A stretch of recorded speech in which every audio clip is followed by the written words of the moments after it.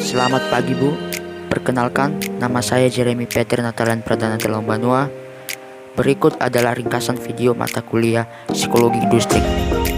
Topik pertama, pengantar Psikologi Industri. Dari topik yang pertama yaitu pengantar teknik industri.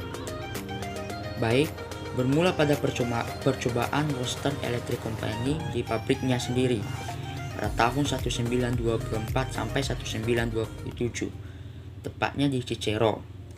Para peneliti ini ingin membahas mengenai produktivitas organisasi.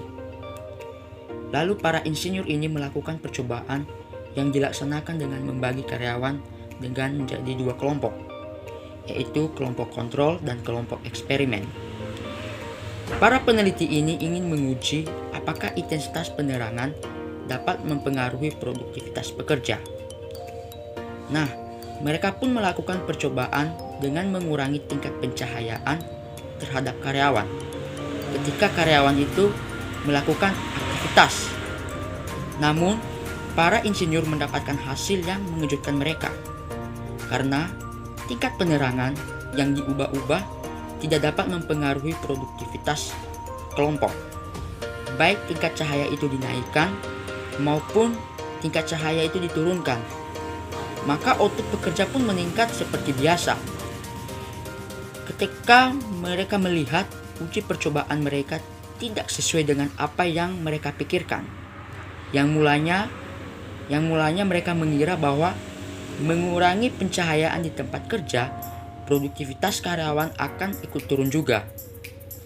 Jadi daripada itu mereka menyimpulkan bahwa intensitas penerangan tidak dapat berhubungan langsung dengan produktivitas kelompok. Lalu para insinyur dari Western, mereka mengundang ahli psikologi yang bernama Profesor Elton Malio beserta timnya dari Harvard pada tahun 1927. Mereka tim ini bergabung dalam membantu melanjutkan penelitian produktivitas pekerja dengan cara lain, seperti mendesain ulang jabatan, mengubah lamanya jam kerja, mengurangi upah karyawan, dan juga rancangan upah kelompok tersebut diubah menjadi struktur yang baru. Dan hasilnya, peneliti mengindikasikan bahwa uji coba yang dilakukan hanya sedikit berpengaruh terhadap output pekerja dibandingkan tekanan kelompok dan penerimaan kelompok serta kenyamanan yang diberikan. Oleh karena itu, dapat disimpulkan bahwa norma-norma sosial merupakan penentu utama kunci perilaku seseorang. Dengan memberikan mereka kepedulian, atensi, dorongan, pujian, bahkan hanya dengan senyuman, bisa saja menjadi motivasi seseorang, dan itu justru bermanfaat di kalangan organisasi supaya saling mendukung untuk mencapai sebuah output dengan mutu yang kualitas yang baik.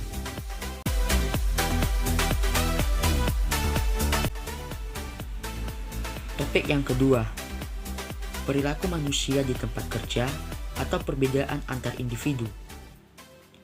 Biasanya, anak dari jurusan dari psikologi, mereka itu mempelajari secara luas hal perilaku yang tampak dan hal-hal yang tersembunyi. Sedangkan psikologi yang dipelajari mahasiswa teknik industri itu lebih spesifik pada perilaku di tempat kerjanya saja. Jadi, ilmu psikologi mempelajari perilaku manusia, tetapi psikologi industri lebih spesifik di bagian tertentu, hanya berfokus pada lingkup dunia kerja saja. Dalam psikologi, perilaku manusia digambarkan seperti bongkahan es, di mana permukaan yang terlihat hanya sebagian kecil daripada bagian bawah yang ditenggelamkan oleh air, dan itu tidak bisa dilihat oleh manusia. Bagian yang tampak itu bisa diartikan sebagai perilaku, skill dalam bekerja, pengetahuan yang berujung pada prestasi yang didapatkan. Begitu juga pada hal yang tidak tampak, pada bagian yang tidak tampak, seperti sikap, nilai, karakter, dan juga persepsi. Dan itu sebagian besar bagian terdalam yang menjadi pribadi seseorang. Itu artinya apa? Sikap seseorang yang bisa kita lihat hanya berpalingan 15% dari sikap secara keseluruhan. Jadi, kita nggak bisa memastikan sikap seseorang yang sebenarnya itu gimana.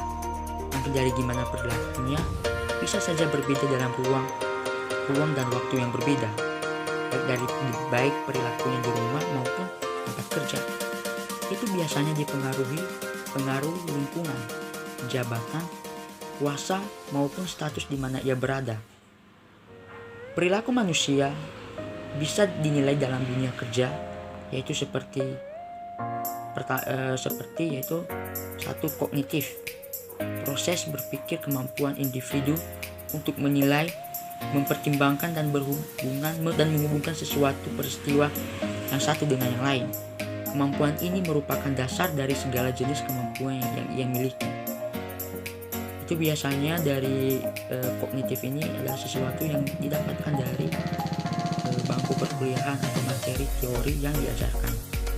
Yang kedua, psikomotorik, yaitu salah satu ranah dalam menilai keterampilan melakukan sesuatu setelah seseorang menerima pembelajaran. Jadi psikomotorik ini adalah perwujudan dari kognitif yang tadi. Dan yang ketiga, afektif, ranah yang berkaitan dengan sikap dan nilai yang mencangkup watak, perilaku seperti perasaan, minat, sikap, emosi, dan nilai. Penilaian sikap seseorang tidak akan lepas dari ranah kognitif dan psikomotorik. Jadi, perilaku manusia merupakan fungsi dari integrasi antara person atau individu dengan lingkungannya, baik sebagai karakter secara pribadi, posisi dan tanggung jawabnya di dalam organisasi, dan juga kepedulian terhadap organisasi itu.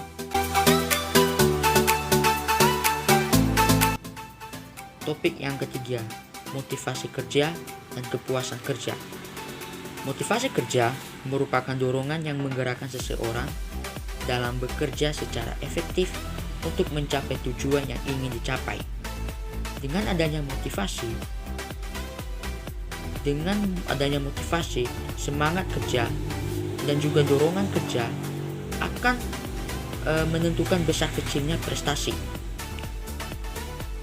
Pengertian dari kepuasan kerja itu sendiri yaitu kondisi psikis yang menyenangkan yang dirasakan oleh pekerja atau pegawai di dalam suatu lingkungan pekerjaan, di mana peranan dalam organisasi dan kebutuhan terpenuhi dengan baik.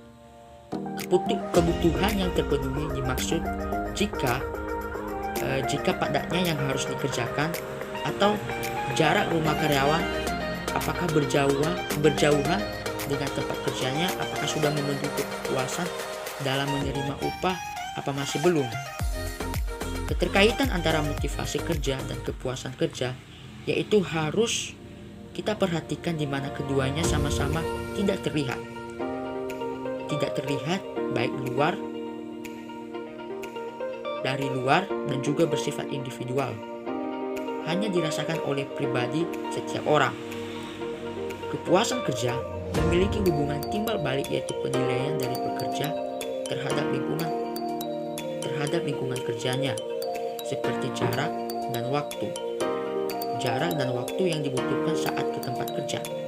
Selain itu, upah yang didapatkan apakah sesuai dengan angan-angannya, dan juga jabatan yang diperoleh akan mempengaruhi motivasi seseorang dalam bekerja. Begitu juga kenyamanan yang didapatkan sudah memenuhi yang diharapkannya apa masih belum. Kepuasan kerja akan mempengaruhi motivasi seseorang. Jika motivasinya baik, maka kinerjanya juga bagus. Dan ketika kinerjanya bagus, akan memberikan output yang baik untuk organisasi. Demikian penjelasan dari saya ucapkan terima kasih.